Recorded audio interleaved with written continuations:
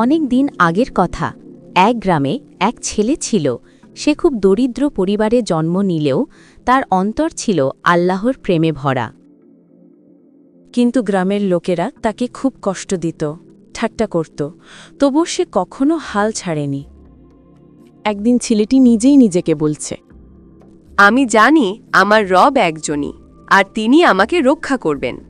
তার কোনো বন্ধু ছিল না, কারণ সে এক আল্লাহকে বিশ্বাস করত। সবাই তাকে দেখলে তার থেকে দূরে থাকত, কেউ তার সাথে বন্ধুত্ব করত না। একদিন লোকেরা তাকে রোদের মধ্যে গরম বালুর উপর শুইয়ে দিল আর বলল, তুমি যদি আমাদের মতো না হও তাহলে তোমাকে ছাড়ব না, সারা দিন এখানেই শুইয়ে রাখব। তারপর ছেলেটি বলল, তোমরা যদি আমাকে মেরেও ফেলো তাহলেও আমি তোমাদের মতো হব না। আমার দৃঢ় বিশ্বাস আমার রব একজনই, আর আমি তারই ইবাদত করব। লোকেরা তাকে বলল, তাহলে তুমি এখানেই পড়ে থাকো, আমরা সবাই গেলাম।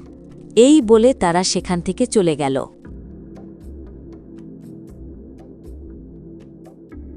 তারপর দিন যেতে লাগলো আর লোকেরা ভাবতে লাগলো, ছেলেটাকে এত কষ্ট দিই তারপরও সে আল্লাহর ইবাদত ছাড়ে না, নিশ্চয়ই আল্লাহর ইবাদতের ভিতর অনেক শান্তি আছে।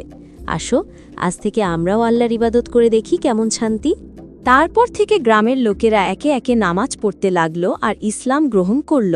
গ্রামের সব বাচ্চারা তার সাথে বন্ধুত্ব করল আর আমাদের মাফ করে দাও ভাই, এতদিন আমরা তোমার সাথে খারাপ ব্যবহার করেছি।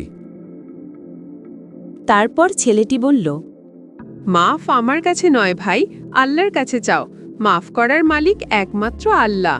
তারপর থেকে গ্রামের সবাই একসাথে বসবাস করতে লাগলো আর আল্লাহর ইবাদত করতে লাগলো।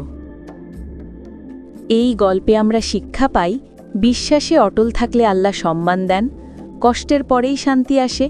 পৃথিবীর কষ্ট সাময়িক আর আল্লাহর পুরস্কার অশেষ।